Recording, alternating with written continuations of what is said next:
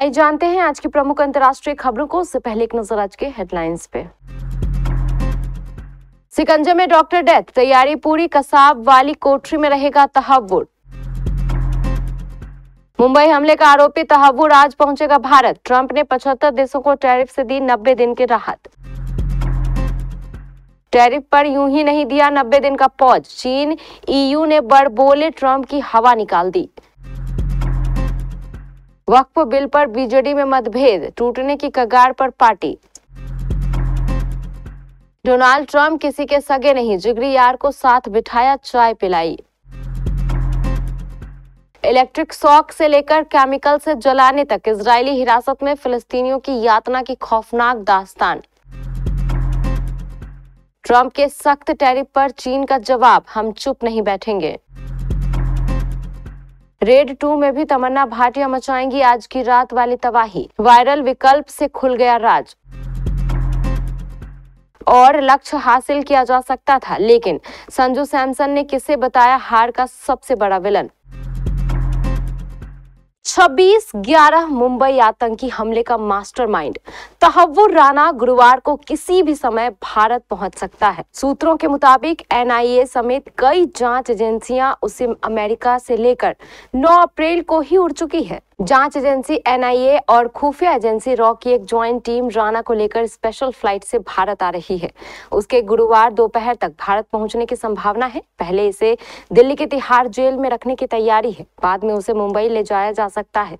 सूत्रों की माने तो मुंबई जेल में उसी काल कोठरी में रखा जा सकता है जहां आतंकी अजमल कसाब को रखा गया था। मुंबई आतंकी हमले के आरोपी तहव्वुर राना को आज अमेरिका से भारत प्रत्यार्पित किया जाएगा। उसे तिहाड़ जेल में उच्च सुरक्षा वार्ड में रखा जा सकता है। वहीं अमेरिका और चीन के बीच बढ़ते टैरिफ युद्ध के बीच राष्ट्रपति ट्रंप ने 75 देशों को राहत दी और चीन पर टैरिफ 125% तक बढ़ा दी। इससे अमेरिकी शेयर बाजार में ऐतिहासिक उछाल देखने को मिला। वहीं दिल्ली में आज से वैश्विक प्रौद्योगिकी शिखर सम्मेलन की शुरुआत हो रही है, जिसमें 40 से अधिक देशों के प्रतिनिधि शामिल होंगे। मौसम की बात करें तो भारत के कई हिस्सों में भीषण गर्मी का सामना हो रहा है, जबकि दक्षिण भारत में भारी बारिश और ओलावृष्टि हो रही है। उधर दिल्ली में हाफ मैराथन का आयोजन किया जा रहा है, जिसमें 10,000 से अधिक प्रतिभागियों के भाग लेने की उम्मीद है। शांत दिमाग से काम करो और खुश रहो। लगता है भारत के लिए बड़े बुजुर्गों की कही यही बात काम आ गई है। अमेरिका के साथ द्विपक्षीय व्यापार समझौते के लिए बातचीत शुरू करने की रणनीति और साथ ही अमेरिकी टैरिफ के खिलाफ जवाबी कार्रवाई न करने के अपने संयम, दोनों का फायदा भारत को मिलता दिख रहा है। अमेरिकी राष्ट्रपति डोनाल्ड ट्रंप ने बुधवार 9 अप्रैल को भारत सहित 75 देशों पर लगाए अपने अतिरिक्त टैरिफ को 90 दिन के लिए रोक दिया है। उन्हें जुलाई तक केवल 10% का बेसिक टैरिफ देना होगा। वहीं दूसरी तरफ अमेरिका के टैरिफ का जवाब टैरिफ से देने वाले चीन पर पलटवार करते हुए उस पर 125% का भारी टैरिफ लगा दिया। सवाल है कि डोनाल्ड ट्रंप ने भारत समेत 75 देशों पर यू टर्न क्यों लिया? ट्रंप का माइंड गेम क्या है? ओडिशा के सीएम मोहन चरण मांझी ने बीजेडी को लेकर बड़ी भविष्यवाणी की है। उन्होंने कहा कि राज्यसभा में वक्फ विधेयक पर मतदान को लेकर बीजेडी में मतभेद भविष्य में पार्टी के टूटने का संकेत है और पूर्व संकेत है। मांझी ने जोर देकर कहा कि बीजेडी सदस्यों ने अपनी अंतरात्मा की आवाज पर मतदान किया। हालांकि शुरुआत में पार्टी प्रमुख नवीन पटनायक ने निर्देश दिया था कि विधेयक का विरोध किया जाना चाहिए। यह दर्शाता है कि वह पार्टी पर अपनी पकड़ खो रहे हैं।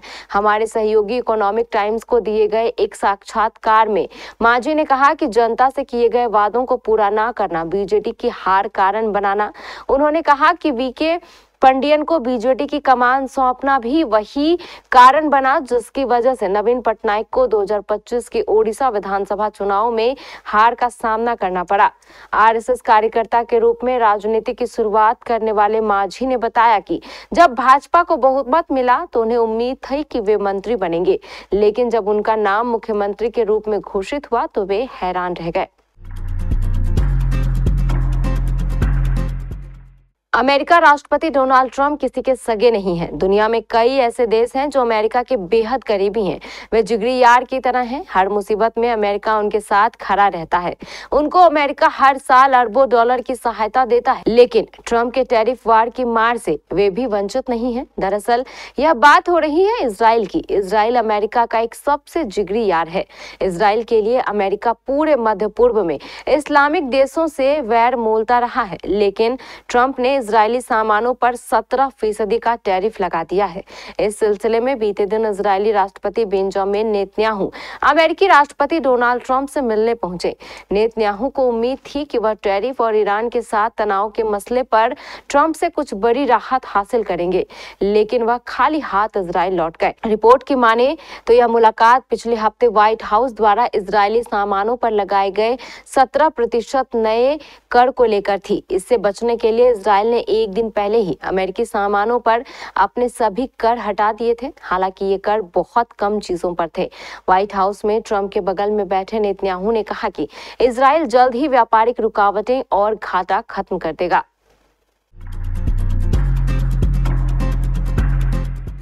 इजराइल की जेलों से छूटने के बाद गाजा पहुंचे फिलिस्तीनी कैदियों ने बताया कि इजरायली सेना और जेल के अधिकारियों ने न केवल उनके साथ बुरा व्यवहार किया, बल्कि उन्हें बुरी तरह प्रताड़ित भी किया।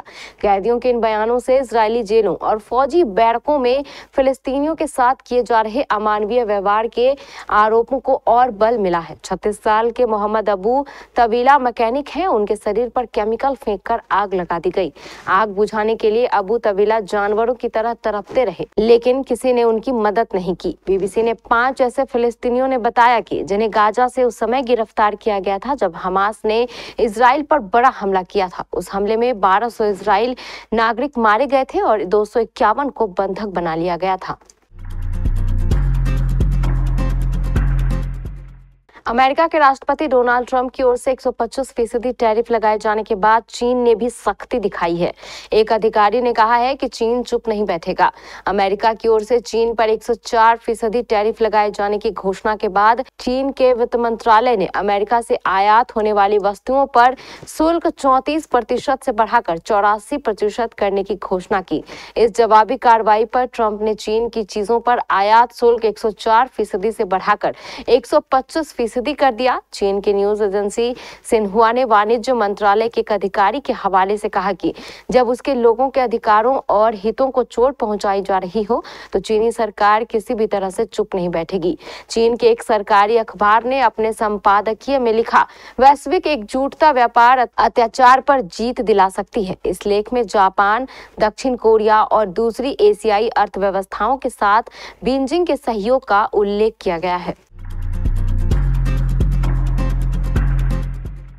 अजय देवगन रेड 2 में अमय पटनायक के रोल में वापसी करने के लिए पूरी तरह तैयार हैं और हाल ही में मेकर्स ने इसका ट्रेलर भी रिलीज किया है। फिल्म में रितेश देशमुख और वानी कपूर भी हैं। इस बीच तमन्ना भाटिया का एक वीडियो ऑनलाइन सामने आया है जिसमें वह आगामी फिल्म के लिए एक डांस सीक्वेंस करती नजर आ रही हैं। लीक हुए फुटेज में तमन्ना हाई एनर्जी डांस मूव करती नजर आ रही हैं, जो सीक्वल में एक डायनेमिक नंबर की ओर इशारा कर रहा है। शेयर किए गए वीडियो में हम तमन्ना भाटिया को आइवरी रंग की ड्रेस पहनी और डांस सीक्वेंस के लिए तैयार होते हुए देख सकते हैं। ट्रेलर में भी उनके आइटम नंबर की झलक दिखाई गई थी। प्रोडक्शन से जुड़े एक सूत्र ने बताया कि तमन्ना ने आधिकारिक तौर पर रेड 2 में हाई एनर्जी डांस नंबर के लिए शूटिंग शुरू कर दी है और सेट पर हलचल बहुत ज्यादा है। कवाला और आज की रात की अपार सफलता के बाद इस बार वह स्क्रीन पर क्या लेकर आएंगी, इसे लेकर काफी एक्साइटमेंट है। आईपीएल 2025 के 23वें मैच में गुजरात टाइटंस ने राजस्थान रॉयल्स को 58 रन से करारी शिकस्त दी। गुजरात ने जीत का चौका लगाते हुए पॉइंट्स टेबल टॉप कर लिया है। उसके 5 मैचों में 4 जीत के साथ 8 अंक हैं। वहीं राजस्थान को सीजन की तीसरी हार मिली। इस हार के बाद टीम के कप्तान संजू सैमसन ने बड़ा बयान देते हुए अपने विकेट को मैच का बड़ा टर्निंग पॉइंट बताया।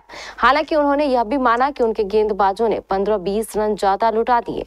मैच में पहले गेंदबाजी करने उतरी राजस्थान रॉयल्स को गुजरात टाइटंस के बल्लेबाजों ने जीत के लिए 218 रनों का लक्ष्य दिया था। गुजरात ने 6 विकेट के नुकसान पर 217 रन बनाए।